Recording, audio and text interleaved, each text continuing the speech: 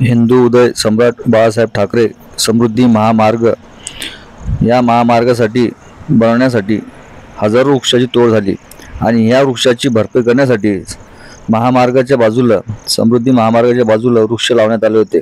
परंतु आपण हे बघू शकता की या ठिकाणी लावलेले वृक्ष कोणत्या परिस्थितीमध्ये आहेत. हे आपण बघू शकता की पूर्ण वृक्ष वाळलेले आहेत.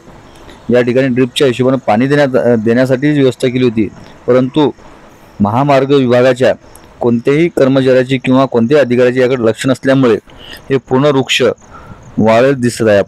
आपण हे बघू शकता. हे आपण पाहतच आहोत. पूर्ण फक्त हे झाडं काड्या राहिलेल्या आहेत, पूर्ण हे झाडं वाळलेले आहेत.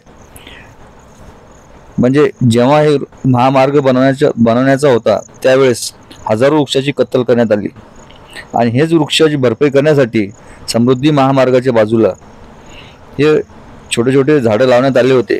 परंतु याची काळजी नसल्यामुळे किंवा मग याची निगा नसल्यामुळे याकडे कोणत्याच अधिकाऱ्यांनी लक्ष दिले नाही, त्यामुळे हे पूर्ण वृक्ष वाळलेले आहेत. हे आपण बघू शकता. हे पहा, आपण हे वृक्ष बघू शकता. ड्रिपच्या सहाय्याने पाणी देण्यासाठी केली होती, परंतु कधी पाणी जाते किंवा जात नाही.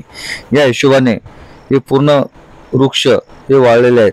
हे बघू शकता आपण. छोटे छोटे झाडं हे तुटलेले सुद्धा दिसत आहेत. हे आपण बघू शकता. ज्या ठेकेदाराकडे हे झाडं लावण्याचा कॉन्ट्रॅक्ट दिला होता त्या ठेकेदाराने सुद्धा याकडे लक्ष दिले नाही, कारण अधिकाऱ्यासोबत मॅनेज केल्यामुळे ठेकेदार सुद्धा याकडे पूर्ण अनभिज्ञ झाले आहेत.